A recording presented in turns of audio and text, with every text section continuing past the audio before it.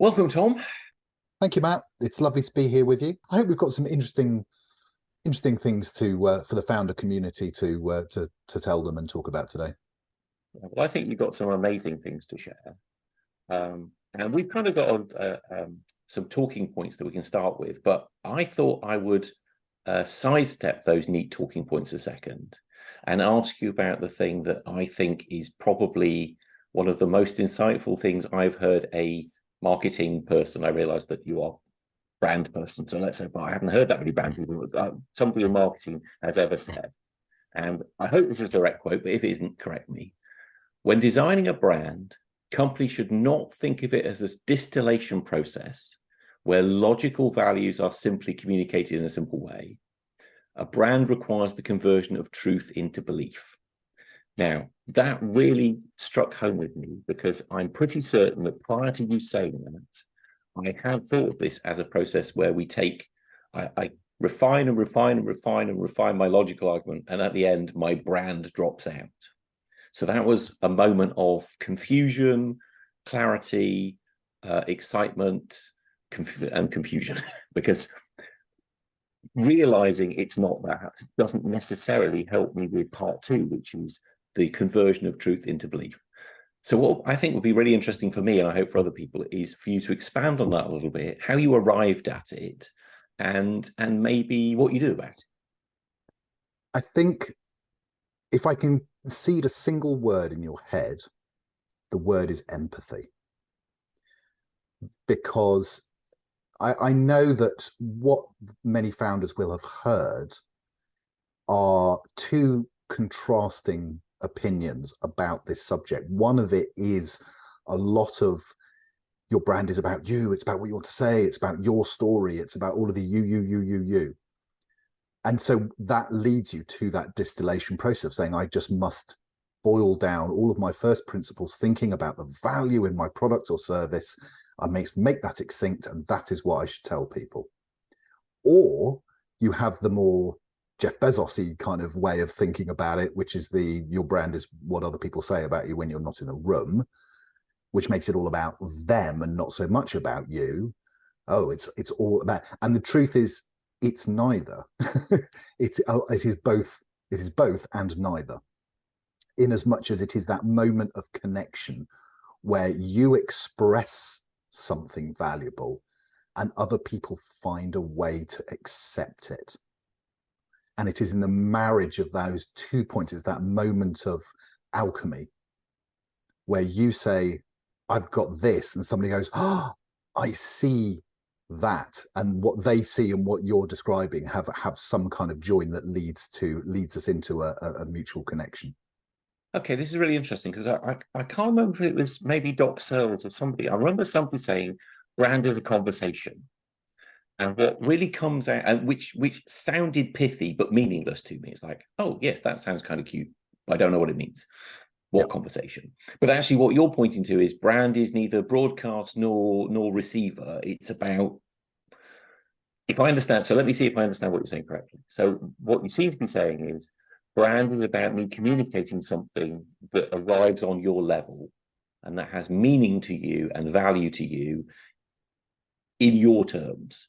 Yes. Rather than necessarily in my terms.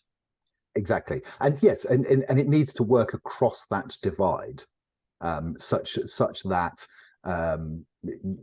people can not misunderstand you and find something intriguing and interesting. And I don't like to use the word unique. USPs are not a phrase that I'm fond of, but they find a meaning that connects with what you're trying to do as a founder with your product or service.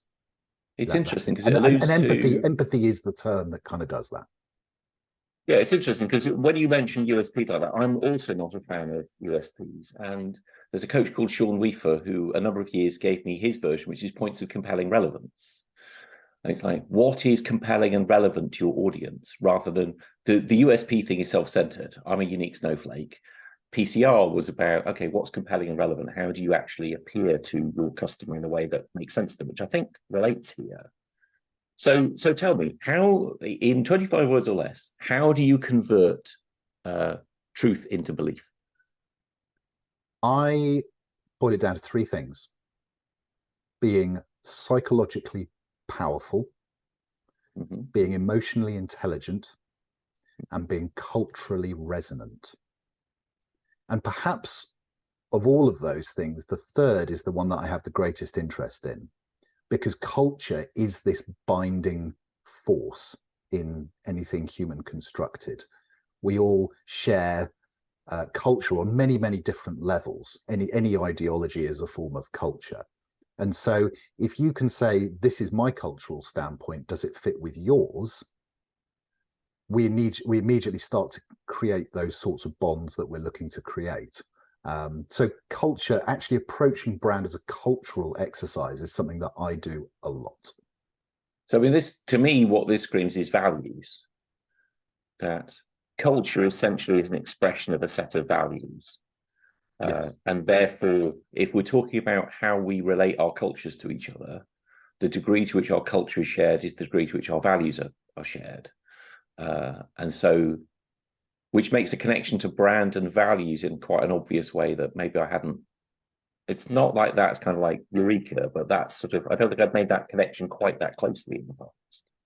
One of the things that I do, I mean, creating brand platforms and messaging and positioning is obviously the output of what I do. But just as a small insight, it's common to find values as a slide in a brand deck. But I actually add a second slide into mine, which is the resonance of those values. When someone meets your value in whatever way it's represented within your brand, how is it supposed to make someone feel? And I actually express that as part of the branding exercise. And often that helps founders, marketers, down into sales teams benchmark what they're saying and their view of the customer or the prospect, and say, do I get a sense that someone is feeling what my brand Bible says they should feel?